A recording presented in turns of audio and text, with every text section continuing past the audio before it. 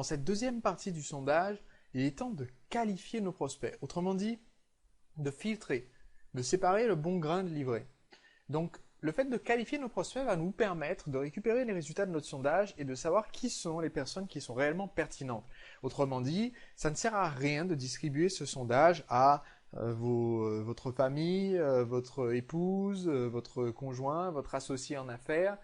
Le but n'est pas juste d'avoir le sentiment général du grand public sur votre produit, mais d'avoir le sentiment particulier et précis des personnes qui vont plus tard l'acheter. Donc, on va, avec ce sondage, poser des questions qui sont des questions qualifiantes. Je vais vous donner un exemple de questions qualifiantes. Premier exemple, c'est tout simplement, est-ce que vous avez déjà eu recours à une aide extérieure? Est-ce que vous avez déjà acheté un produit ou service de ce type au cours des 12 derniers mois? Une question donc qui va tout simplement vérifier que ce sont des utilisateurs, ou du moins que ce sont des personnes qui ont la motivation nécessaire pour acheter ce type de produits et services. Ici, il s'agit d'une question sur le sondage séduction pour le public féminin. Donc, est-ce que vous avez demandé des conseils à des proches, suivi ce sujet, participé à des sites de rencontres, à des speed dating, fait un relooking, eu recours à un professionnel, une autre aide extérieure, ou rien de tout cela. Il faudrait encore une fois que quand je coche autre aide extérieure, je puisse remplir le détail. Sur un sondage à la main, c'est facile. Sur un sondage en ligne, c'est tout simplement rajouter une réponse, comme on verra plus tard, qui est de type ajouter autre ou un champ de commentaires. Et ici, c'est très facile de forcer les gens à préciser. Donc, notre objectif, c'est de pouvoir filtrer plus tard en disant que les gens qui n'ont eu recours à aucune aide extérieure par le passé, ou les gens qui n'ont jamais acheté de produits de services de ce type, ne sont pas des prospects très pertinents. Une autre question pourrait être, avez-vous l'intention de résoudre ce problème dans l'année qui vient? Avez-vous l'intention d'acheter tel type de produit ou de service dans les 12 mois qui viennent? Donc soit ils l'ont déjà fait, soit ils ont l'intention de le faire. Si c'est le cas ni dans un sens ni dans l'autre, ce pas des prospects très qualifiés. Deuxième type de façon de qualifier le prospect, tout simplement poser la question de combien il serait prêt à mettre pour le type de produit en question. Ici, pour un sondage de coaching, d'accompagnement, si je vous accompagnais tous les jours pendant un mois avec un plan d'action concret, combien seriez-vous prêt à investir pour cet accompagnement? Et donc le prospect peut remplir un chiffre pour une prestation vidéo, webconférence ou inclus du coaching. Un prospect qui a rempli 000 par exemple, ou si je décide de faire la formation en vidéo au final et le prospect remplit 0 ici, n'est pas un prospect qualifié. Donc je peux créer un filtre, soit manuellement au sein de mes sondages, je ne vais pas les consulter, ces réponses-là, soit je peux créer un filtre si j'ai un outil qui permet de le faire de façon logicielle, et hop, je regarde uniquement les prospects qui correspondent à un critère, qui sont prêts à mettre des sous ou pas. Donc il y a 3 critères possibles, c'est soit ont déjà acheté un produit, service de ce type ou répondant au même problème, ou ont l'intention de le faire. On dit dans les 12 prochains mois. Pourquoi? Parce que c'est une façon de ne pas demander un engagement immédiat aussi. Il ne faut pas leur demander est-ce que vous l'achèteriez maintenant si j'ai quelque chose à vous vendre maintenant? Parce que c'est très menaçant comme structure. Donc on va leur dire voilà, est-ce que vous avez l'intention de le faire dans les 12 prochains mois? Ou sont prêts à dépenser un budget d'au moins X. Donc ça, c'est ce que vous allez plus tard considérer comme étant les prospects qualifiés. Donc il faut que vous ayez une question, au moins une question comme ça, qui soit une question qualifiante.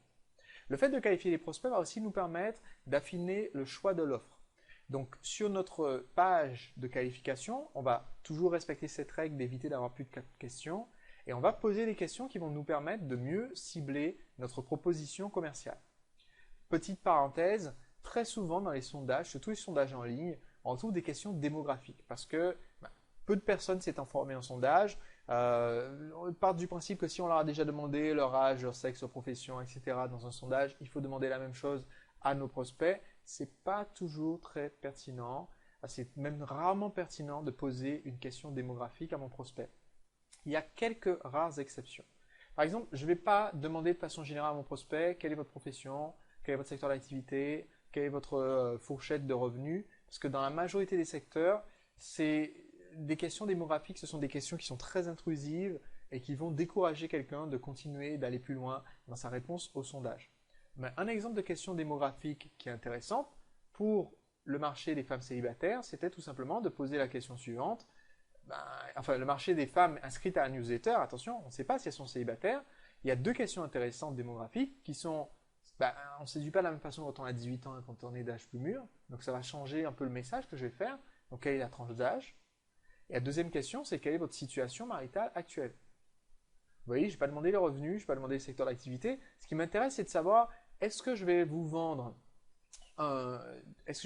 des produits ou des services adaptés à quelqu'un qui est divorcé et qui veut se remettre en selle, ou à quelqu'un qui est célibataire et qui veut trouver quelqu'un, ou à quelqu'un qui est en couple et qui veut garder la personne qui est actuellement avec elle, ou qui veut s'en débarrasser, mais ça c'est un marché très très restreint, très spécifique. Donc les questions démographiques sont pertinentes uniquement si le critère cause une grosse différence dans la manière de vendre le produit.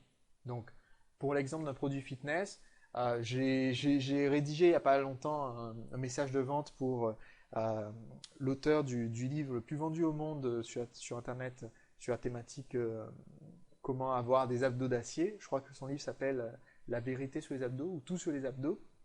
Eh bien, on ne vend pas ce produit de la même façon à un homme ou à une femme. Pour un homme, on lui vend ayez une tablette de chocolat, des super abdos pour que vos potes soient jaloux et que les filles vous tombent dessus. Et pour les femmes, par contre, on va leur vendre tout simplement ayez un ventre plat. D'accord? C'est pas du tout le même objectif. Pourtant, c'est une méthode qui est essentiellement la même, parce que ça donne un résultat différent pour les hommes et pour les femmes, mais l'objectif visé n'est pas le même. Donc là, c'est intéressant de demander êtes-vous un homme ou êtes-vous une femme? Ça nous permettra de savoir à quelle démographie, à quel public on s'adresse en premier. Autre exception, quand le critère va déterminer si on parle au prescripteur ou à l'acheteur. En l'occurrence, pour des cours particuliers ou des cours en ligne, le prescripteur c'est l'élève, l'acheteur c'est le parent. Mais ou alors l'utilisateur final c'est l'élève et l'acheteur c'est le parent. Donc c'est intéressant de savoir si la personne qui a répondu au sondage est l'élève ou le parent. Si je vends des formations de management, je peux m'adresser au manager, mais l'acheteur final c'est le service de ressources humaines. Donc c'est bon de savoir à qui je m'adresse, qui a répondu au sondage, parce que ça va changer la façon dont je vais m'adresser à eux plus tard pour leur vendre le produit ou le service.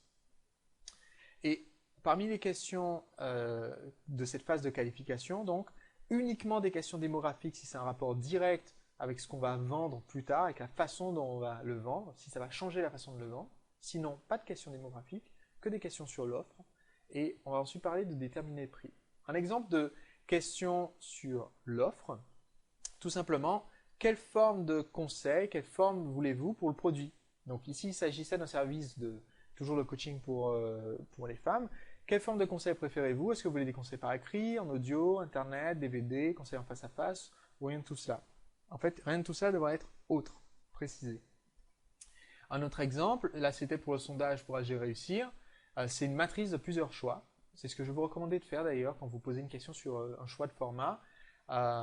Et donc, est-ce que vous préférez les DVD vidéo, un séminaire, des vidéos web, des podcasts, des conférences? Donc voilà, tous les formats auxquels nous on a pensé, qui étaient faisables pour ce produit, on demande aux gens de voter. Pour chaque choix, ils peuvent dire si c'est la meilleure idée, génial, ça m'intéresse vraiment, ça m'intéresse peu ou ça m'intéresse pas du tout.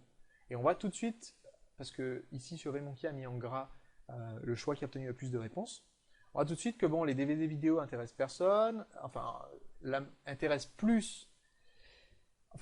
pas du tout la majorité des personnes qui ont répondu à cette question. Pareil pour le séminaire Paris, alors qu'en revanche, les conférences vidéo sur le web, ça intéresse beaucoup de monde, les podcasts audio aussi, les interviews vidéo aussi, et donc ça permet tout de suite de faire un choix et d'affiner l'offre, de savoir qu'est-ce qui est le plus attrayant comme format et qu'est-ce qui est le plus attrayant comme bonus à offrir avec l'offre en question. Ensuite vient la question du prix. Il faut savoir que quand vous posez la question du prix, vous risquez d'avoir un souci qui est que le prospect essaye toujours d'avoir le prix le moins cher. Donc il va vous répondre, voilà, je suis prêt à mettre 10 € pour acheter une voiture flambant neuve, dans l'espoir qu'à la suite de ce sondage, on lui propose réellement une aussi bonne affaire. Donc il y a quelques astuces pour déterminer efficacement notre fourchette de prix. On verra comment analyser les réponses. Ce que je veux, c'est que vous ayez une question qui demande au prospect combien ils seraient prêts à mettre pour un service ou un produit hypothétique qui correspondent exactement à ces attentes et qui les aident dans leur objectif. Donc, vous créez les fourchettes selon votre type d'activité. Ici, c'est un peu la fourchette standard. C'est important d'avoir une case 0 euros. Ne mettez pas 0 à 10 ou 0 à 20, mettez 0 euros. Ça vous permettra de savoir tout de suite. Les 8 prospects qui ont ici répondu 0 euros, ce sont des personnes qui ne sont pas qualifiées. On n'en veut pas, d'accord? Parce que, tout simplement, ces prospects-là, ils vont jamais mettre des sous. S'ils ont répondu dans le sondage 0, c'est que franchement, ils ne sont pas qualifiés, donc leur réponse, on ne les gardera pas plus tard quand on fera l'évaluation. Donc ici, vous voyez, 1 à 20, 20 à 50, 50 à 100, 100 à 500, etc. Selon votre secteur d'activité, les fourchettes vont être peut-être beaucoup plus grandes ou plus précises, pas 100 à 500, mais 100 à 200, 200 à 500, etc. C'est important. Ou alors, vous pouvez tout simplement mettre un champ libre. Si vous mettez un champ libre, proposez plusieurs options. Combien vous seriez prêt à mettre pour juste ça? Combien vous seriez prêt à mettre si c'était dans tel autre format? Combien vous serez prêt à mettre si c'était une offre extrêmement complète? Ça vous donnera des valeurs qui seront beaucoup plus réalistes. Et une bonne façon, encore une fois, de pousser les gens à donner une valeur qui soit extrêmement réaliste, c'est de leur dire, juste après leur avoir demandé le prix, en leur laissant la possibilité de revenir en arrière, de leur dire, voilà, en tant que client privilégié, première personne qui a répondu au sondage, si vous décidez d'acheter le produit, vous aurez droit à un tarif réduit, privilégié. Combien pensez-vous que le tarif devrait être pour le grand public, pour ce type de produit ou d'information? Là, ça va être intéressant parce que les gens vont du coup un peu ajuster ce qu'ils ont répondu au-dessus et ce qu'ils vont répondre là. C'est-à-dire, moi, je pense que pour moi, ça devrait être 100 euros, mais honnêtement, je pense que ce type de produit vaudrait 200. Donc là, du coup, je vais répondre oui, en fait, ça vaut 200. Ma réponse va être plus fiable. C'est juste un petit truc comme ça psychologique qu'il faut savoir sur le fonctionnement de nos prospects. Donc, vous allez avoir des questions pour affiner, mieux comprendre ce que les gens veulent de votre produit, au niveau du format, au niveau de ce que ça doit inclure, et aussi au niveau du prix. Et éventuellement, si vraiment vous avez cette question démographique qui est importante pour mieux cibler votre produit, éventuellement une ou deux questions à ce sujet. Merci d'avoir suivi cet épisode jusqu'au bout. Pour avoir des compléments aux épisodes que je publie de mes podcasts audio et vidéo, je vous encourage à aller sur entrepreneurlibre.com/blog. Sur mon blog, je partage des articles de fond, mais aussi de nombreuses réponses aux questions de mes abonnés, des internautes et des futurs entrepreneurs libres comme vous. Donc, si vous allez simplement sur le blog entrepreneurlibre.com/blog, vous pourrez retrouver l'ensemble de mes contenus ainsi que les articles de fond et vous abonner pour recevoir l'ensemble gratuitement.